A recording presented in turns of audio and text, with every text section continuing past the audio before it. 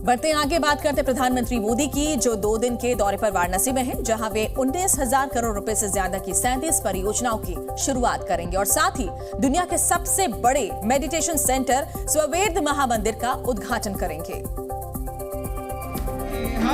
आज वाराणसी में पीएम मोदी दुनिया के सबसे बड़े विहंगम योग के केंद्र स्ववेद महामंदिर का उद्घाटन करेंगे। स्ववेद महामंदिर धाम 64,000 वर्ग फीट में बनकर तैयार हुआ है।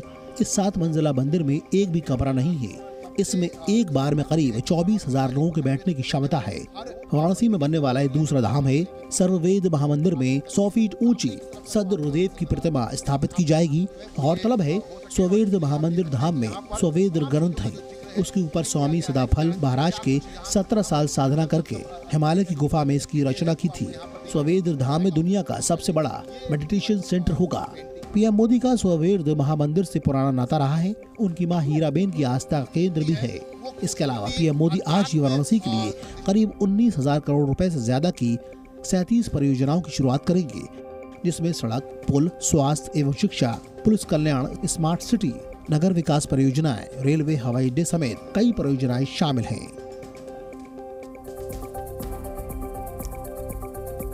13 दिसंबर को संसद की सुरक्षा में सेंध मामले में गिरफ्तार 3 आरोपियों पर शिकंजा लगातार कसता जा रहा है। पुलिस ने रविवार को लखनऊ, जींद और लातूर में आरोपियों के घर पहुंची और परिवार वालों से कड़ी पूछताछ की। वहीं इस मामले में एक बार फिर देखिए बंगाल कनेक्शन सामने आया है। संसद की सुरक्षा में सेंध मामले को लेकर पुलिस लगातार आरोपियों के परिवार वालों से पूछताछ कर रही है। दिल्ली पुलिस लखनऊ में रहने वाले सागर शर्मा के घर पहुंची। पुलिस ने माता पिता और बहन से पूछताछ की। इसके बाद Delhi police Sadana footwear showroom पहुंची, जहां से सागर शर्मा ने जूते खरीदे थे।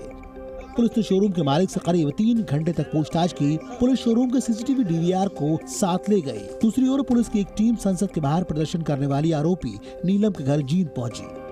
घासो गांव की रहने वाली नीलम के घर वालों से पूछताछ की गई। साथ ही उसके कमरे को भी खंगाला गया। 5 गाड़ियों के साथ आई पुलिस की टीम नीलम को साथ नहीं लाई थी।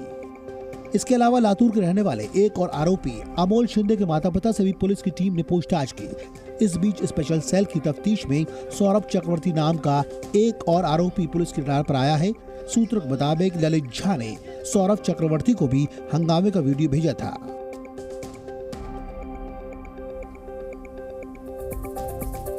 लोकसभा में कांग्रेस नेता अधीर रंजन चौधरी ने 13 सांसदों का निलंबन रद्द करने के लिए लोकसभा अध्यक्ष को पत्र लिखा है।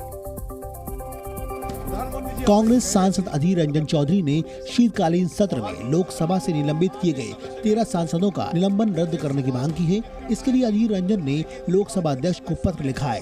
कांग्रेस नेता अधीर रंजन ने लोकसभा स्पीकर को पत्र में लिखा, 13 दिसंबर 2023 को संसद भवन में हुई निर्लज और एक तरह से विचित्र सुरक्षा उल्लंघन की घटना की गहराई से जांच कराने को आपने सही और उचित रूप से एक उच्च स्तरीय जांच समिति का गठन किया है। संसद भवन परिसर की सुरक्षा, उसका नियंत्रण और अधिकार लोकसभा अध्यक्ष के तौर पर आपके पास है। पक्ष में आगे अधीर रंजन चौधरी ने स्पीकर से विपक्षी सांसदों का निलंबन रद्द करने की अपील की। कांग्रेस नेता ने दलील दी है कि वो सभी 13 दिसंबर की घटना को लेकर सदन में स्पष्टीकरण की मांग कर रहे थे। संसद की सुरक्षा का मुद्दा हम सभी सदस्यों की सुरक्षा से जुड़ा है। इससे मामले की गंभीरता और बढ़ जाती है। विपक्षी सदस्यों का ये भी कर्तव्य बनता है कि वो सरकार से इस घटना पर वक्तव्य मांगे।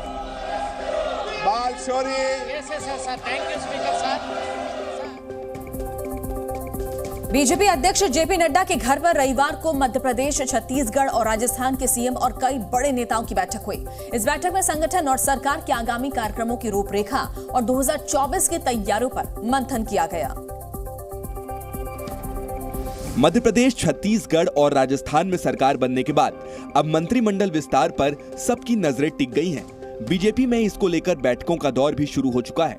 दिल्ली में बीजेपी के राष्ट्रीय अध्यक्ष जेपी नड्डा के घर पर अहम बैठक हुई। इसमें तीनों राज्यों के सीएम और डिप्टी सीएम भी शामिल हुए। बैठक में गृह मंत्री अमित शाह, बीएल संतोष के अलावा केंद्रीय मंत्री गजेंद्र सिंह शेखावत, अर्जुन मेघवाल, बीजेपी महासचिव अरुण सिंह समेत राजस्थान बीजेपी के कई वरिष्ठ नेता शामिल हुए। 2024 में होने वाले लोकसभा चुनाव को लेकर भी आलाकमान की तरफ से प्रदेश के नेताओं को कई अहम निर्देश दिए गए। बैठक में पहले राजस्थान को लेकर चर्चा हुई। इसमें संगठन और सरकार के आगामी कार्यक्रमों की रूपरेखा, सुशासन दिवस, वीर बाल दिवस, विकसित भारत संकल्प यात्रा समेत कई योजनाओं की तैयारियों पर चर्चा की गई।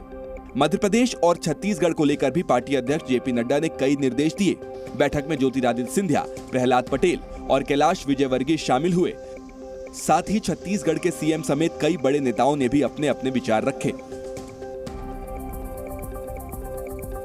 इंडिया गठबंधन की 19 दिसंबर को बैठक होने जा रही है। बैठक में कई बड़े नेता शामिल होंगे और बैठक के 2 दिन बाद यानी 21 दिसंबर को कांग्रेस कार्य समिति की बैठक भी बुलाई गई है। 5 राज्यों में चुनाव के बाद इंडिया गठबंधन की कल अहम बैठक होगी। बैठक में सीट शेयरिंग को लेकर कोई बड़ा फैसला लिया जा सकता है। इंडिया गठबंधन की बैठक में आरजेडी सुप्रीमो लालू प्रसाद यादव और बिहार के डिप्टी सीएम तेजस्वी यादव भी शामिल होंगे। दरअसल राजस्थान, एमपी और छत्तीसगढ़ में करारी हार के बाद सबसे ज्यादा दबाव कांग्रेस पर है।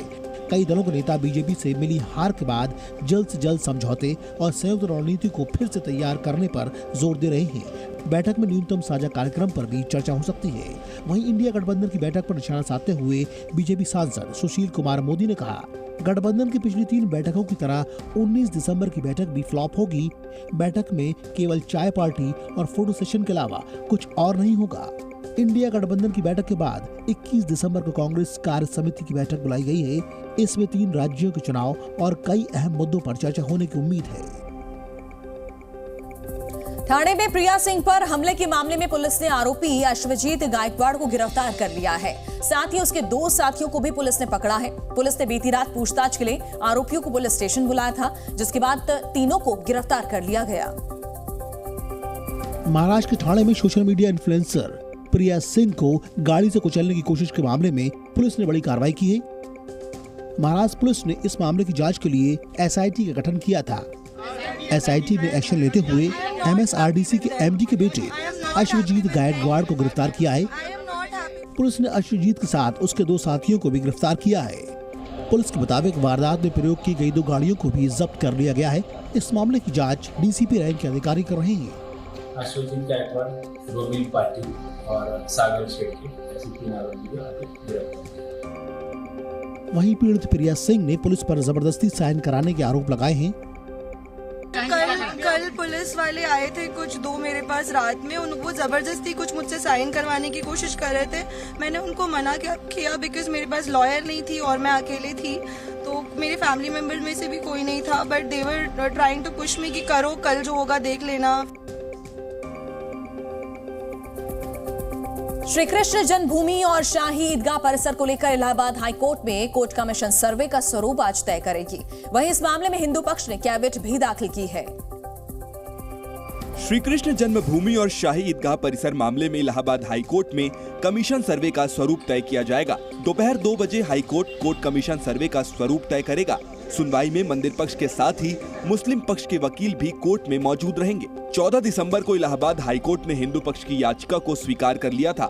हाईकोर्ट के फैसले के बाद अब श्री कृष्ण जन्मभूमि और शाही ईदगाह जमीन विवाद में कोर्ट कमिश्नर की तरफ से शाही ईदगाह परिसर का सर्वेक्षण किया जाएगा। शाही ईदगाह परिसर में कोर्ट कमिश्नर की एक टीम जाकर उसके नीचे मंदिर होने के दावे को लेकर जांच करेगी। साथ ही इस संबंध में सबूत भी जुटाएगी। सर्वे के तरीके, सर्वे का समय और इससे जुड़ी कई और बातों को हाईकोर्ट आज सुनवाई में तय कर सकता है। दरअसल पूरा विवाद 13.37 एकड़ भूमि का है। वहीं सर्वे आदेश के खिलाफ मुस्लिम पक्ष की हाईकोर्ट के डिवीजन बेंच में संभावित याचिका को लेकर हिंदू पक्ष ने इलाहाबाद हाईकोर्ट में कैविएट दाखिल की है। कैविएट में हिंदू पक्ष को बगैर सुने कोई भी आदेश पारित नहीं करने का अनुरोध किया गया है।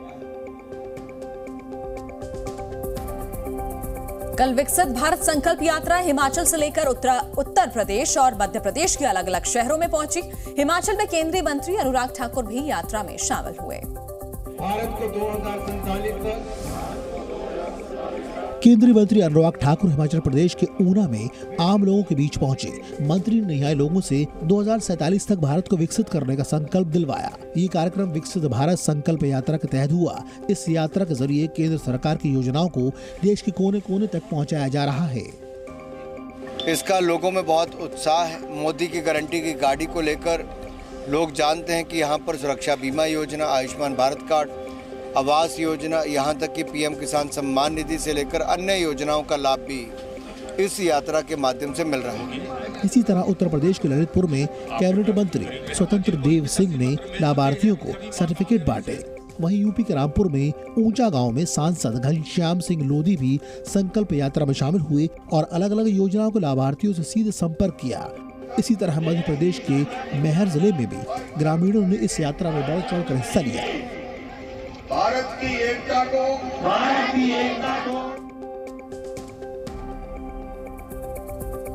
जम्मू कश्मीर के डीजीपी ने श्रीनगर में जनता के लिए सार्वजनिक दरबार का आयोजन किया। मकसद था लोगों की शिकायतों को दूर करना।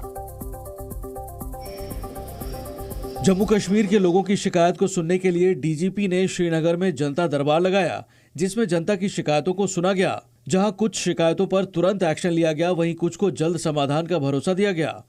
कठिन काम में हम इस चीज़ की गारंटी लेना चाहेंगे कि हम ध्यान से सुनेंगे और हिंदी में एक लफ्ज़ है पक्षपात, यानी कि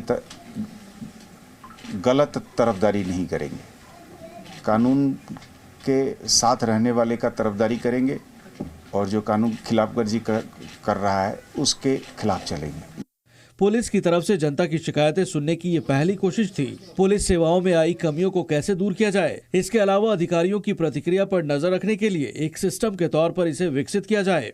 आई थिंक इट्स ए बहुत बड़ा ह्यूज स्टेप है, क्योंकि यहाँ के हम देख रहे हैं कि बहुत सालों से हम यहाँ पे मतलब किसी को ग्रीवेंस भी अपनी रेसल मैकेनिज्म नहीं था ब्यूरोक्रेसी के साथ, पर्टिकुलरली पुलिस के साथ।